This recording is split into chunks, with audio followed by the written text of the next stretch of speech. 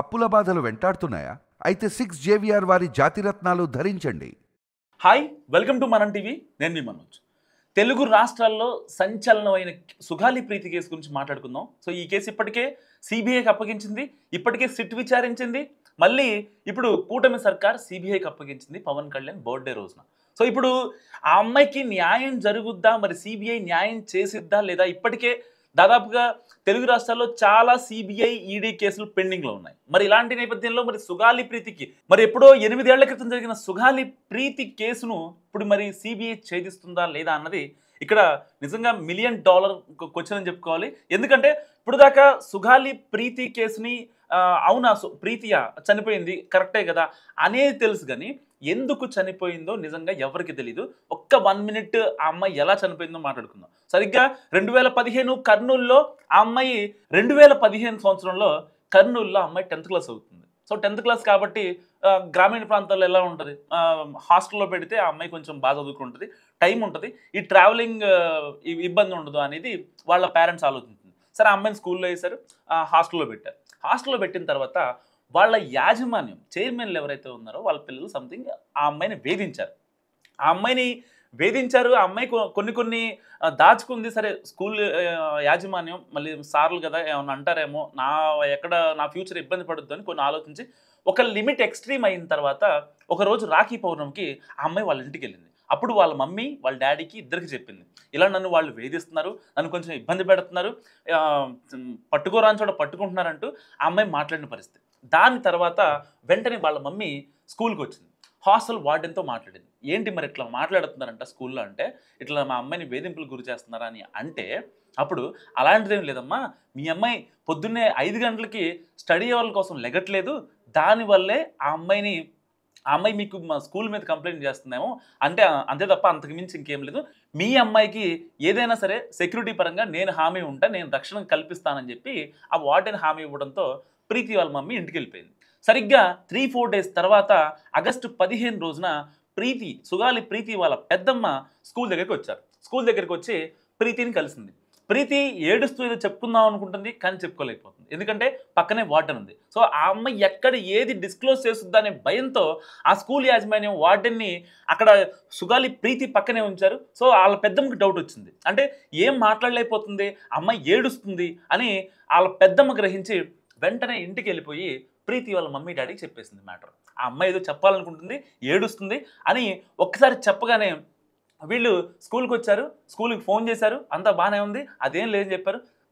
Cut చేస్తే సరిగ్గా 3 రోజులు ఆగస్టు 18 రోజున ఆ అమ్మాయి మేడపై నుంచి దూకి ఆత్మహత్య చేసుకుందంటూ స్కూల్ నుంచి కంప్లైంట్ వచ్చింది. అసలు నిజంగా వాళ్ళ మమ్మీ డాడీ ఎవరు మెంటల్ ఎక్కిపోయింది వాళ్ళకి ఈ వార్త విన్న తర్వాత.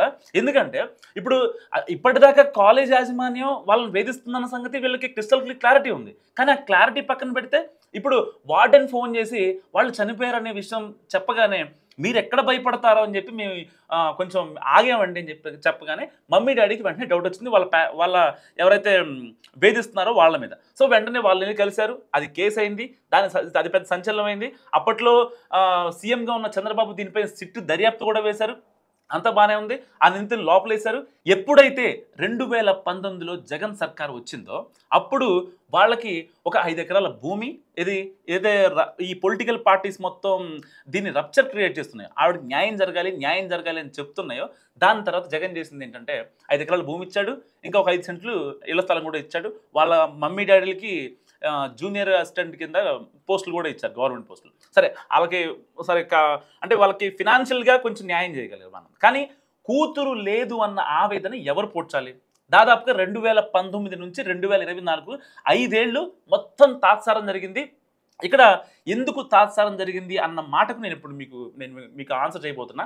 సో పర్టికులర్గా 2019 నుంచి 2024 వరకు జగన్ హయాంలో వాళ్ళకి బాధితులకి సుగాలి ప్రీతి వాళ్ళ మమ్మీ డాడీలకి ఒక పక్క ఎంతో కొంత కంపెన్సేషన్ ఇస్తూ, జాబుల పరంగా, ఇంకా ఇళ్ల స్థలాలు, వాళ్ళకి భూమి అన్నీ ఇస్తూ ఇక్కడ సాక్ష్యాలను మ్యానిపులేట్ చేశారు. ఎందుకంటే కేవలం ఒక రెడ్డి సామాజిక వర్గం దాని ముసుగులో జరిగిన ఒక దారుణమే నిజంగా సుగాలి ప్రీతికి ఇవాళకి కూడా న్యాయం జరుగుద్దా అనే ఒక ఇదనమాట. ఎందుకంటే ఇప్పటికే ఆ DNA టెస్టులు కావచ్చు అవన్నీ కూడా ఆ సుగాలి ప్రీతి దర్యాప్తులో భాగంగా కీలక విషయాలు ఏవైతే ఉన్నాయో అవన్నీ మొత్తం మ్యానిపులేట్ అయిపోయాయి, మొత్తాన్ని తారుమారు చేశారు. సో ఇప్పుడు సిబిఐ కాదు, ఇంకా ఈ అమెరికా దర్యాప్తు సంస్థలు ఏమున్నా సరే ఈ ప్రపంచవ్యాప్తంగా అంటే ఈ కేసులో మేము దర్యాప్తు చేసి బాధితులకు న్యాయం చేస్తాం అనేటోళ్ళు ఎవరు వచ్చినా సరే ఇప్పుడు సుగాలి ప్రీతి కేసులో న్యాయం చేయలేదు. ఎందుకంటే సాక్ష్యాలు మొత్తం తారుమారయ్యాయి కాబట్టి. సో మరి ఇప్పటికే మనం చూసుకుంటే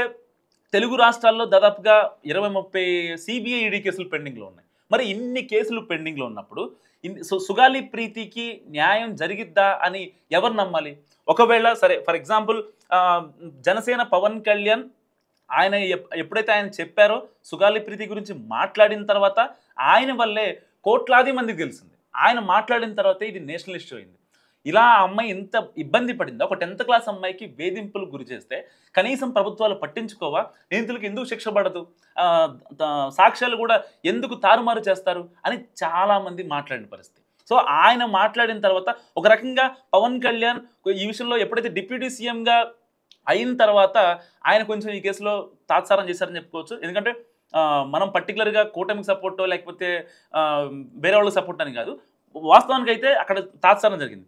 ఆ లేట్ వల్లే ఇవాళ పవన్ కళ్యాణ్ వాళ్ళకి అపాయింట్మెంట్ ఇవ్వలేకపోయాడు. ఎందుకంటే ఆయనకు ఒక రీగ్రెట్ ఫీల్ ఉంది. నేను న్యాయం చేస్తా, నేను ఎట్టి పరిస్థితుల్లో మీ కుటుంబాన్ని నేను చూసుకుంటా అని హామీ ఇచ్చిన పవన్ కళ్యాణ్ కనీసం వాళ్ళకి అపాయింట్మెంట్ కూడా ఇవ్వలేదు. ఎందుకంటే దాని వెనక చాలా రీజన్స్ ఉన్నాయి. సో ఆయన రాజ్యాంగబద్ధ పదవిలో ఉన్నారు, ఆయనకంటూ అధికారాలు ఏమి లేవు. సో ఆయన ముందుకు వెళ్ళి ఇనిషియేటివ్ తీసుకొని ఆ కేసుని క్లోజ్ చేయలేని పరిస్థితి. సో ఇన్ని కాన్సిక్వెన్సెస్ మధ్య ఇప్పుడు సిబిఐకి సుగాలి ప్రీతి కేసు వెళ్ళినా న్యాయం జరుగుద్దని అయితే చాలా మందికి డౌటే. సో వాస్తవానికి చెప్పాలంటే ఈ కేసులో ఎవరైతే నిందితులు ఉన్నారో వాళ్ళు మాత్రం బయటపడేసింది నిజంగా మాజీ సీఎం జగన్మోహన్ రెడ్డి మాత్రమే. కేవలం రెడ్డి సామాజిక వర్గం అనే ఒకే ఒక్క ఇదితో వాళ్ళకి అక్కడ భూమి కేటాయించి వాళ్ళకి ఇవ్వాల్సిన కాంపెన్సేషన్ వాళ్ళకి ఇచ్చేసి ఇక్కడ సాక్ష్యాలు తారుమారు చేసి రేపొద్దున ఏ దర్యాప్తు సంస్థ వచ్చినా సరే వాళ్ళకి న్యాయం జరగలేని పరిస్థితి.